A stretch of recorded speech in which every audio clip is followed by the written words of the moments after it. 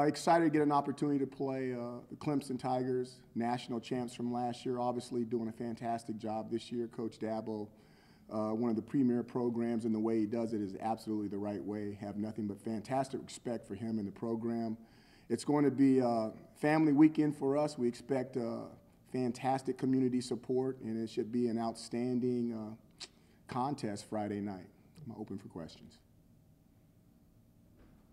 Mark, how much of a motivator is it that they are the reigning national champs and you get a chance to, shock the world? You know, I think the biggest motivation is that they're a really good football team in 2017. You not to take away anything from 2016 because they were national champs. But I think it's more important that they're ranked number 2 in the country this year. And depending on where you're at, they probably should be ranked number 1. If they had a different last name, they'd be ranked number 1, a different surname, so to speak. But very fantastic football team, fantastic program. Steven? Antoine Cordy told Mr. Larson up there that he was hoping to get back for the Clemson game. I think that was Middle Tennessee State week. Any chance he's out there Friday night, or is he still a couple weeks out? Zero. Zero chance that he's out there. Is there a targeted return for him at all? No, we're just going to wait and see. Okay. Dino, it's still unclear about Clemson's quarterback, Billy Bryant, who hurt his ankle over the weekend. But if he does play, obviously he's a running threat from quarterback. Does the defense change at all when the quarterback's a running threat? It does. Obviously when he has legs, you have to play different styles of defenses, spies and stuff like that. The thing about their quarterbacks, they had their backup quarterback came into the game last year against us. I don't know. I think he had 21 or 28 points against us, and he's still he made an NFL team, and he wasn't even the starter at Clemson. So they have really, really good players. Whether he plays or someone else plays, there'll be another 5-star back there that can hand the ball off or throw the ball to those guys. Lauren? Coach, family weekend this weekend for Clemson, likely a big crowd.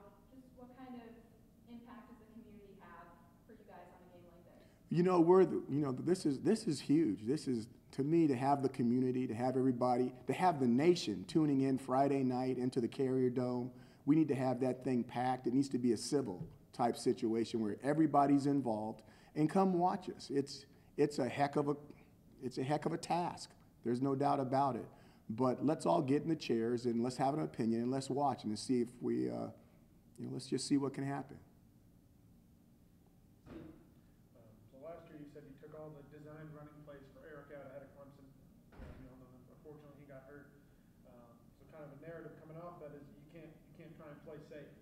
Well, now that you're here again and tasked with this decision of facing Clemson, is there any hesitation with having Eric run?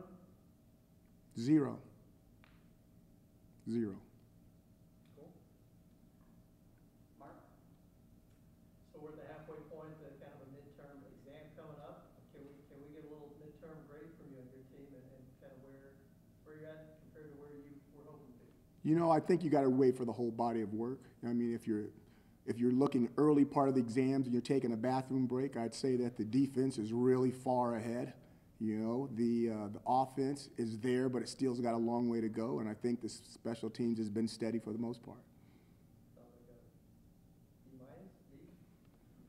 We got to come back from the bathroom. Second half, we could make it up and get it to an A-. In the back. We saw Dante Strickland have a better game than he used to have in this season. Do you expect bigger things for him to come into rushing attack? I hope so. I thought that the last game he played, he really, and again, he turned 2-yard runs into 3-yard runs, 3-yard runs into 4-yard runs. And if you watch his blocks, his receiving, I thought he played a complete game as a running back. Everyone judges running backs by how many yards they gain per average. I do too. Hey, I do too. I'm caught up in it as well. But really, you want an all-around back, and I thought he played a dynamic all-around game for our running back against Pittsburgh.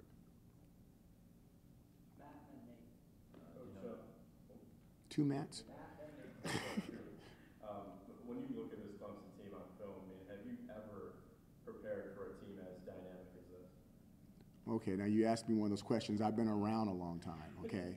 I've played USC when they were ranked number 1, beat them. We were at UCLA. I think they were ranked number 2 the year we beat them. Played them twice when they were ranked number 1. I've played very, very, very good football teams before.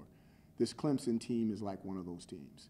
Now, they're as talented as those teams, but some of those teams were a little, how do I say it, more seniors and more juniors instead of some of the sophomores and freshmen that they have, but that's not taking anything away from them. They're as talented as any football team we've played.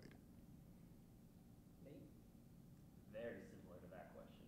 Can you put into context this defensive line that you're going to face this weekend? What you've seen? Solid. Not only solid starters, but solid backups. I mean, you can tire them out and they put someone else in that's, we don't know their name, but they play just like the guy in front of them. I mean, their front four guys, their linebackers, they're as good as anybody. There's no holes. Sorry. There's no holes. You know, they're fantastic players. Matt, who do you have? Dino, last year Clemson, Syracuse forced you 15 third downs, but Clemson won, I think, 8 of 15 on third down. What's going to be the key this year to not only stopping the first 2 downs, but also third down? When you play a team like that, you can stop them on third down, but they can go explosive on you in first and second down, and they don't even get to third down. You know, this is no different than some of the teams we were playing earlier in the year. I mean, these guys are not only fast and big and strong, but they're faster than us. I mean, if they get out there, we're not going to catch them. Sorry. You know, and we can't let them get out there. And on the flip side of that, we may get lucky enough to get something out there, and they're probably going to catch us. And now we've got to call another play where they didn't have to do anything but ask their field goal kicker to go out there and kick a PAT field goal. So it's different, and the odds are against us, but, you know, we'll be there. We'll be there Friday night. We'll see what happens. Time for 2 more questions. Tomer? You know, sometimes to maybe like a casual fan, Paris Bennett might get overshadowed by Zaire Franklin, who's always out there, always talking. Seems like Paris' game is taking a big step forward this year. What kind of growth have you seen from him over your 2 years here? You know, I think I've seen a lot of growth from Paris, and Paris is having an outstanding season.